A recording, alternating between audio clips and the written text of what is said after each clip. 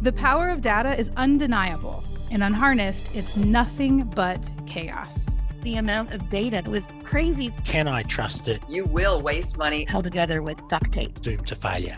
This season, we're solving problems in real time to reveal the art of the possible, making data your ally, using it to lead with confidence and clarity, helping communities and people thrive. This is Data-Driven Leadership, a show by Resultant. Hey guys, welcome back to Data-Driven Leadership. Today, we're diving into the kind of leadership that takes data from being just numbers on a screen to a true engine for information and impact. Data has evolved from a back office record keeper to the heartbeat of modern business strategy, and the leaders who know how to harness it are shaping the future. Our guest today is Veronika Durgin, VP of Data at Saks, and a seasoned leader with more than 20 years of experience guiding teams and strategies at scale. Her career journey took her from mastering the technical foundations of data to leading enterprise-wide initiatives that connect people, processes, and technology in powerful ways. When she first started her career, the data landscape looked nothing like it does today. Tools, techniques, and even the way organizations thought about data have transformed dramatically. She has seen firsthand that to succeed in this field, you have to commit to constant learning. Now in her role as Vice President of Data, a position that did not exist when she began her career, she focuses on leading data initiatives and prioritizes encouraging conversations between data teams and stakeholders to ensure they are actively engaged in the process. So whether you lead a data team, influence data strategy, or simply want to sharpen your leadership skills in a data-driven world, this conversation is full of insights you can put into action. Let's get into it. Welcome back to Data-Driven Leadership. I'm your host, Jess Carter. Today, we have Veronika Durgin, Vice President of Data at Saks. Let's get into it. Veronika, welcome. Thank you for having me. Super excited. Yeah, I'm so excited to have you here.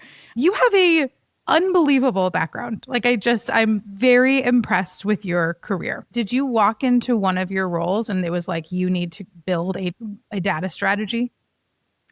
Both yes and no. Okay. So, and let me kind of maybe it's personality, but I've spent many years being a doer, both because I love it, but also it was important to me to actually have experience doing stuff and learning and understanding how things work. And then eventually I got to a point where I was comfortable saying, hey, I know what I know. I also know what I don't know. So I can actually kind of start thinking for the future based on the foundation, what I know, based on what I'm learning, making connections. And that's to me what a strategy is. Kind of like grounding in fundamentals, in knowledge, your systems thinking, but also building for the future. At some point, I was just ready for that. Okay. So it was kind of like both. It's not like somebody just like, hey, Veronika, you look like someone who can, take us to the future. It wasn't like that. I worked long and hard to get to a point to where I was even comfortable thinking about the future. Yeah. When you say that you were a doer or you've been a doer, what does that mean? So I learned by doing. Okay. So I read that I want to experiment. I'm just naturally very, very curious. So I spent a big portion of my career actually kind of like being an engineer, feel like, oh, my background's in engineering. I've actually spent years working with transactional databases, fine-tuning, optimizing, understanding how things work, what it actually experiencing in real life, what good decisions and good designs are versus what bad decisions and bad designs are. And learning, I was lucky to spend quite a few years of my early career with a team that was very outside of box thinkers. So I kind of observed what it really means to do something by the book or to do something that works in reality and kind of like where you bend the rules a little bit to make it work. Yeah. I am not normally a rule breaker, but just seeing that balance of knowing what you do and understanding trade-offs and implications. Yeah.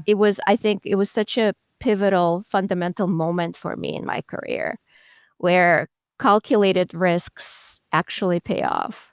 Right. Well, and I think that that's really important because I do feel like I'm the same way. So my confidence comes from my experience, not from really anywhere else. And so I'm really confident when I've done things a long time. I'm super not confident. I'm more risk averse if I'm trying something new for the first time, right? I find it really interesting, even when you said, you've lived through what great data strategy lived out looks like and maybe not so great. Do you have either war stories of things, where you're like, this is what I would not recommend, or, hey, this is something we did at one of it somewhere in my journey, and it was so cathartic to live it out and see it actualized? Some of the old examples are probably not applicable anymore and maybe too detailed. In your examples, I can't quite share. Another piece of wisdom of kind of how my brain works is you can take whatever risk you want as long as you have plan B of how to get out of the situation, or if you know you cannot get out of situation. I actually recently wrote about too. How do you have time and space to fix and make it work? So, and I'll tell you a funny story. And this is just like when I worked at Vistaprint years ago, we had like a real NOC, like network operations center, with like, it's a room with glass, like it's like a fishbowl with like gazillion TV screens. And there were people truly monitoring the health of the website and all the systems. And we had this sledgehammer by the door that had a sign on it that said Plan B. So and that to me it's just so funny, but like sometimes sometimes it's brute force, other times something elegant. And in my mind I was like, as long as you have a way and you think through how to get out of your situation, you can make anything work, really. So, but that's like a visual. Every time I'm like, we need to have a plan B, and this is what I imagine: this massive sledgehammer with a That is plan B on it. Incredible. I want everyone to go get a sledgehammer. Yeah, I mean, don't be that violent, but sometimes it is okay to do brute force sometimes, as long as you, again, understand the trade-offs. So what I really appreciate about what you just said is there's a reality to like, hey, you do have to think through, what if this doesn't work? Right? Like, so like there is a responsibility of a data-driven leader. Think, what if this doesn't work? But I also think that for me, I have found that there's a lot of freedom in that exercise because I am extremely risk averse, like extremely. I've gone through some things the last 5 years of my life where I've kind of had to realize, like, you know what? Nobody is probably dying because of the decisions that I make at work. Like, truly, that's just not probably going to happen. We're humans who have evolved all these years, and my physiology is like, no, but something really bad could happen. And it's really powerful to be like, well, let's name it then. What could go wrong? Mm-hmm. Because it's actually not as big as my fear is. And then the fear can right size itself and we can build a plan. So I completely understand and appreciate that wisdom from you. And there's a little bit more to it.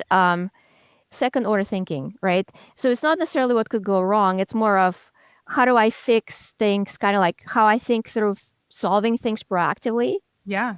Because it's like, we want for things to succeed. So when we go through this mental exercise of like, if I go this way, step 2, 3, 5, etc., what can go wrong, how I mitigate it. It's a wonderful mental exercise that when you go into a situation, you're prepared. And that's where you want to be. You don't want to be shocked. You don't want to be freaked out. That's how you make things succeed ultimately. So I kind of like a mental exercise of being prepared. And then risks are not actually scary anymore. Yeah. So let me ask you this. So we've joked a bit about your wisdom. So you've spent, I don't know, how many years in data and in the industry? What would you say? Another funny story. I'm like, I've been here long enough where I have a funny story probably for every question you ask. Awesome. That's a dream. So my very first like full-time real job was in 1999. Okay. And why it's a fun story is because everybody around me was freaking out about Y2K. Yeah. And I was like, what? What are you talking about? And then nothing happened. Yep. So I go way back. Yeah. I remember the concerns about Y2K, and it is really funny because you either were here for that or you're like, what are you talking? What? Yeah. I was there for Yeah. that, and I still I have no idea what you're talking about. Yeah, that's fair. You're around and you're like, this doesn't make any sense. I imagine you've seen an enormous amount of evolution of database administration and systems management and processes and what effective data organizations look like. Do you have some thoughts on like key qualities or skills you found that distinguish people who thrive and grow in this space over the last 2 decades? Yeah, I think honestly, curiosity and growth mindset. And I know everybody is kind of freaking out, but I've always said if you don't like learning, you should not be in data. Yeah. It's probably applicable everywhere else, but I can't speak to other areas, but I've kind of always said it. Things change so much in such a short time period. Another funny story for you. When I started, well, besides the dial-up modems and stuff, the help was actually Ask Jeeves back then. Google was not really a thing. And help, I worked with SQL Server, was a book. So that's all we had for SQL Server, this thick book.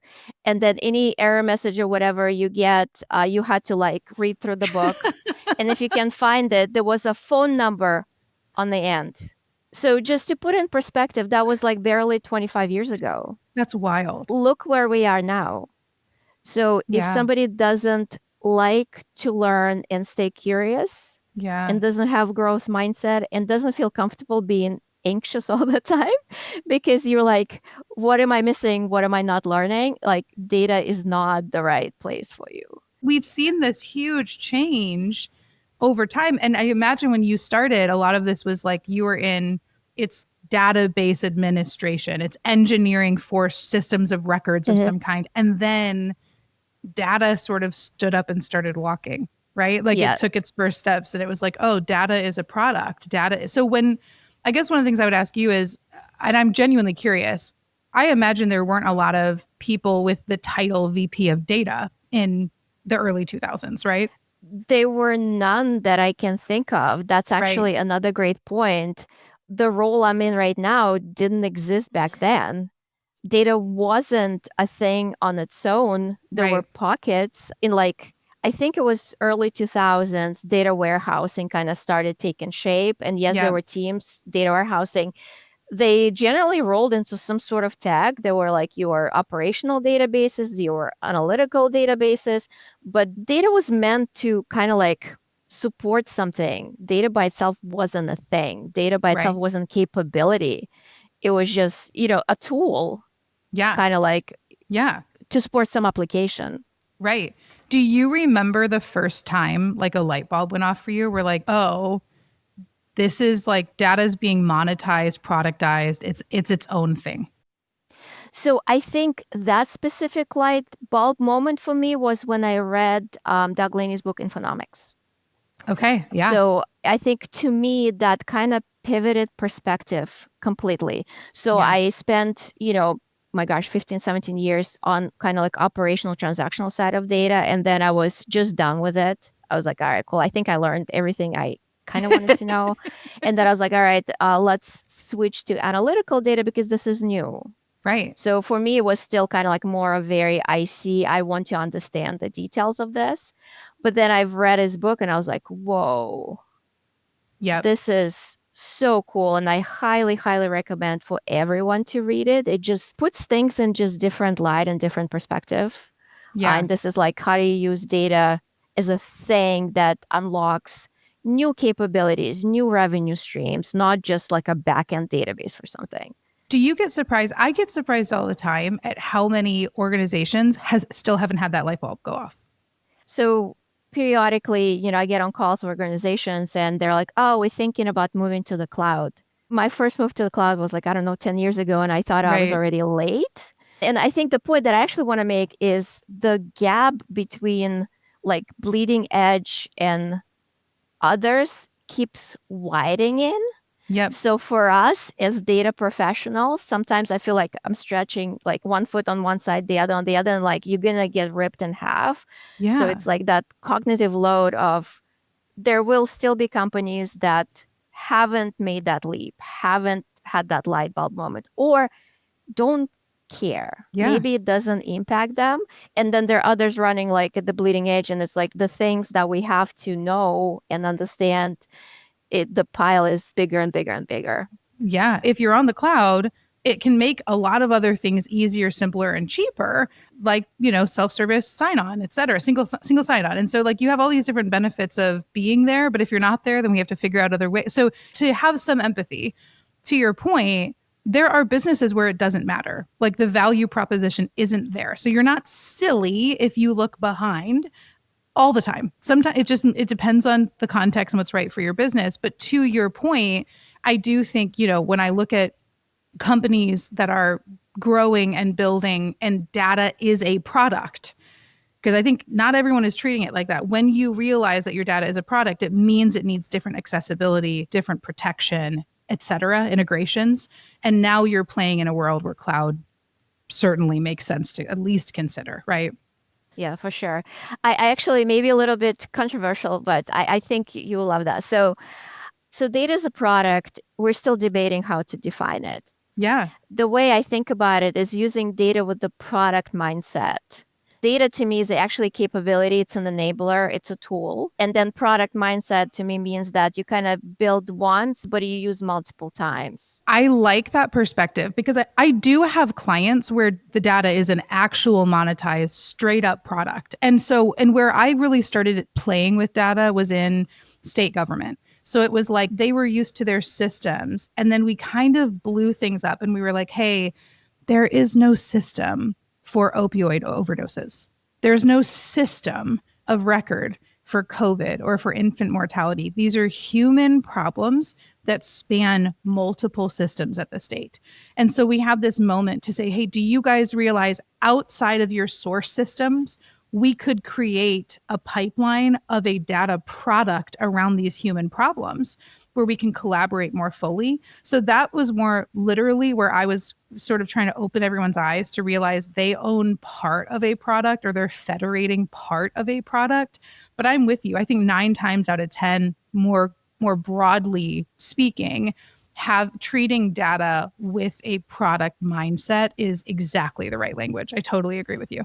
The other things I was going to ask you is we talked about a comprehensive data strategy a little bit. If you were to come into a new firm, and I guess I'm talking in scenarios, but what I really want to know is what do you consider a good data strategy? I think at first you kind of need to understand problems of the business in general. Yeah. Right. So, and then obviously kind of like overlay which of these problems can be solved by using data, creating data products, using data as a capability to unlock some value. Yeah. So depending, and we talked about different maturities, different organizations. For some organizations, just getting data in a shape where it's well understood, easily accessible, like traditional FAIR, right? Findable, accessible, interoperable, reusable. Yeah. Is enough. So that's kind of like that data strategy. So it unlocks analytics. Everybody's looking at the same data set. They understand it in the same way. Right. Yeah. So that's kind of like one. In other situations, and I think Gen AI is a great example, how can data now be used to solve problems that couldn't be solved before, or how to solve problems faster? So, and then that's like based on that, then you kind of figure out where data fits in and what you need to build the foundation to solve those problems. I love your definition. What bothers me about some of this is the amount of noise data that companies collect that doesn't serve them, isn't accurate or trustworthy. I tend to be like, either clean it up or stop collecting it. It kills me how much data exists and how little, like when we get in to help them with like a lift and shift or a system modernization or an integration, or we're building out the mapping of the data model and where it goes. And it is like the amount of data that is low fidelity, but there's such high volume blows my mind. So is it just a problem? How do you feel like we keep ending up there? Oh my gosh. Well, first of all, I will admit I'm a data hoarder. I will tell you the other side to just collecting data that's sitting on the shelf, collecting dust is it directly impacts our environment, right? Data centers, CO2, etc. So it's bad and it's expensive. It's easy to collect data. it's a lot harder to make sense of it, Yeah. to model it into something useful. A lot of times, kind of like data management, MDMs, they're like cleaning your house. You don't enjoy it. You do it because you have to. You're like, maybe you clean some rooms, but not that, like your closet, like, because nobody can see it. So I think it's the same thing. Unless you are a very strong data leader where you like actually dedicate time to this sort of stuff and you push your team to work on it, it doesn't get prioritized. It's not glamorous. You're not going to get a pat on the back. Collecting this data doesn't really, impact you quite yet. Right. That's fair. When our cloud providers will start charging us a lot Right. of money, then it become a necessity. But right now there's no like there isn't the right incentive other than it's the right thing to do. And the right thing to do often falls below the line of this is project that's going to make us, X amount of dollars. So Yeah. I Yeah. think it's just hard to prioritize. But you have to make it like I'm gonna give you more knowledge. Like brushing your teeth. Like you just have to do it. There's no value proposition for a lot of people. They're like, what's the point of expending X energy in that if it's not a revenue generating model or if it doesn't help us in some of those ways? Now, to your point, yeah, there's no dollars behind it. Yeah. But it's interesting though, there are future potential dollars, right? If you're sitting on valuable data you're not using, understanding that it's valuable, putting it in the shape, like this is like your monetization strategy, Right. but Right. it's hard to predict what the future value of this will be. Yep. So we haven't figured this out. I think if we figure out how to monetize and show value, then we'll start working on it. I imagine in your career, the number of data products, solutions, integrations, systems you've worked on, a routine challenge most people are familiar with: stakeholder management. So, one of the things I wanted to get your perspective on is how do you keep stakeholders engaged and aligned to your role, to your strategy? Because I imagine there are probably some short-term wins and some long-term wins. And I'm curious if you have approaches you found effective in maintaining collaboration and buy-in with those stakeholders. I think the most important thing is to always have a conversation. So some conversations will continue falling flat because people on the other side of the table either don't have any incentive to work with you, or they're not interested, or they simply feel that whatever is in their head is a better solution, better, etc. There are other stakeholders that are interested and engaged. I think the conversations just have to keep happening. And the other thing that I'm philosophically pretty passionate about is I feel that data people need to talk directly to others. I don't believe there should be anybody in the middle, because to me it feels like a kind of like that broken phone game where Yeah. somebody talks and then they interpret it and then somebody else hears something and they interpret it. And I think the issue is where we build something that nobody asked for, Yeah. or Yeah. they literally ask for something else that just got lost in interpretation. So I think we just have to be comfortable that some conversations will be successful, some conversations will not be, some might take a little bit of time.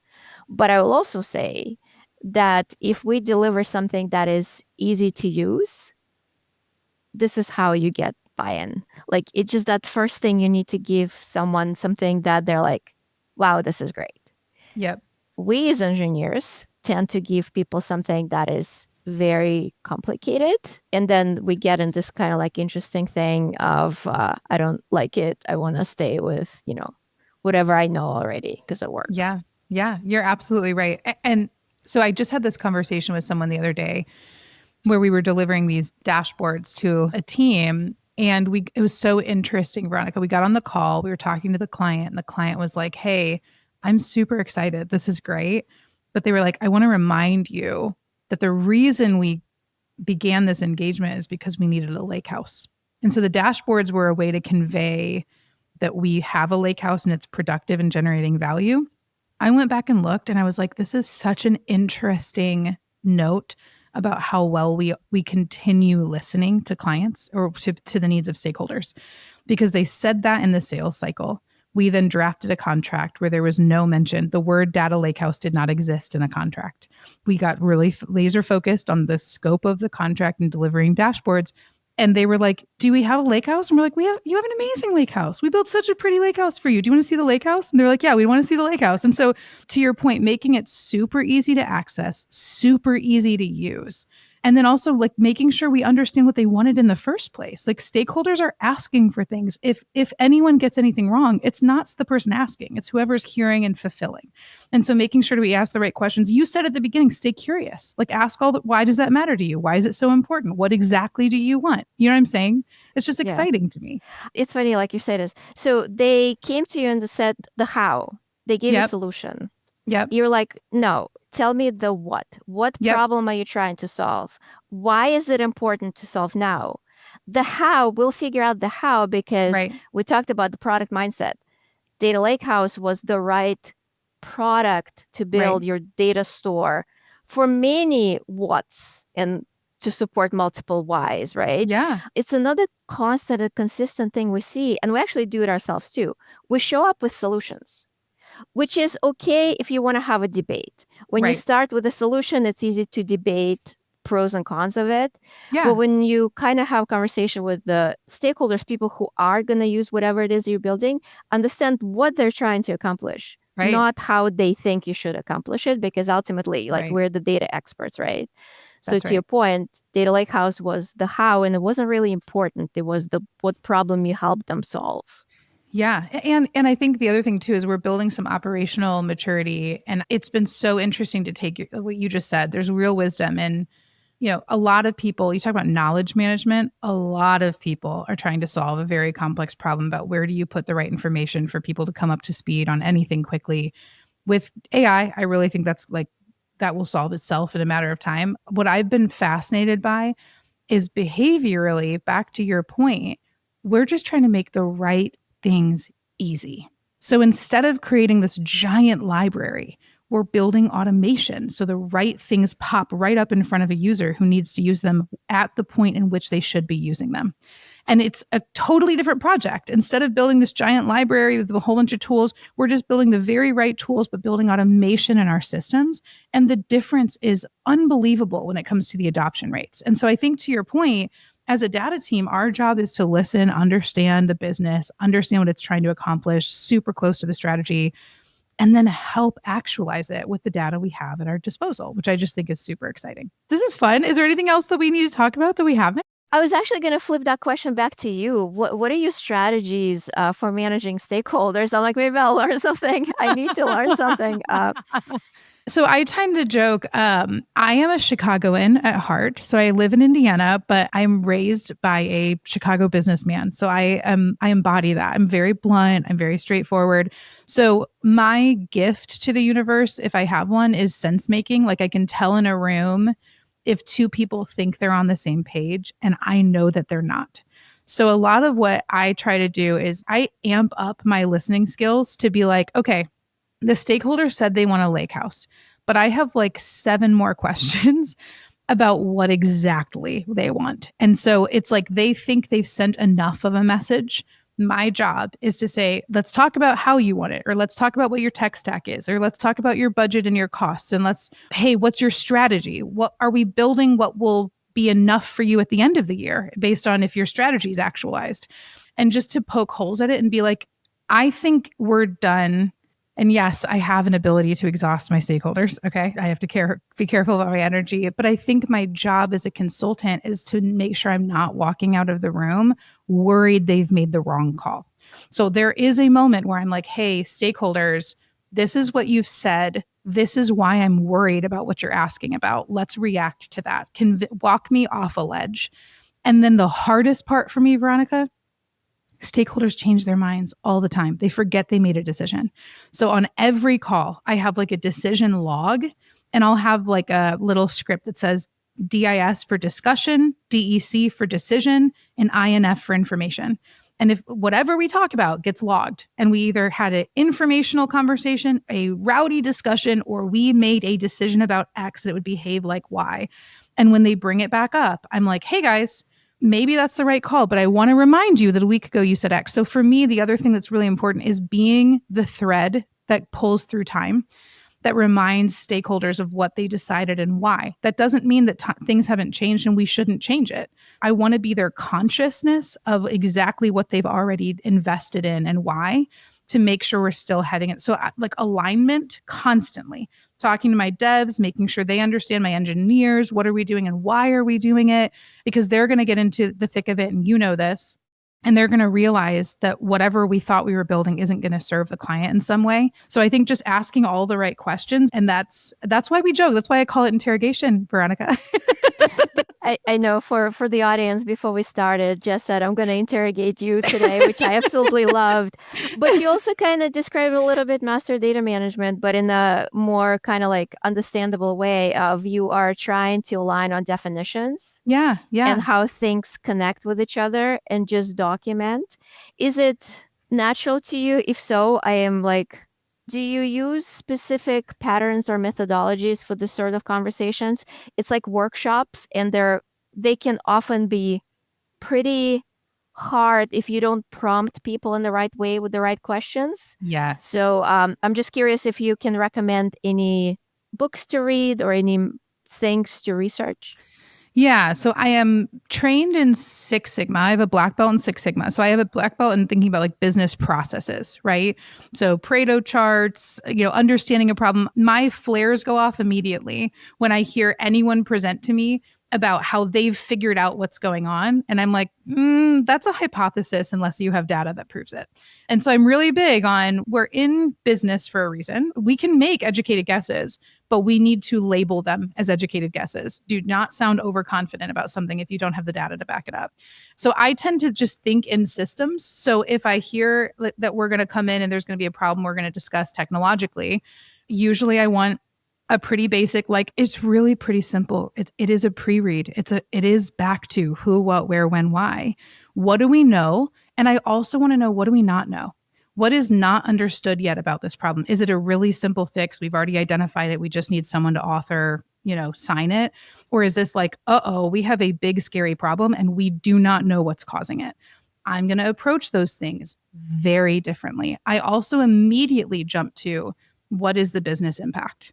When is it realized? Do we have a quarter to figure this out? Do we have 2 days to figure this out? So I'm constantly quickly trying to figure out, how big is the problem? How severe is the problem? And how much time do I have to figure out what I'm going to do about that problem? If I can figure those 3 things out before the first meeting, I feel really good. Usually I get like 60% of that. And then we go to the first meeting and we uncover the rest. But I would tell you, my approach generally reflects like Six Sigma or like IDEO, like start with empathy. So I care deeply about, is a customer experiencing something?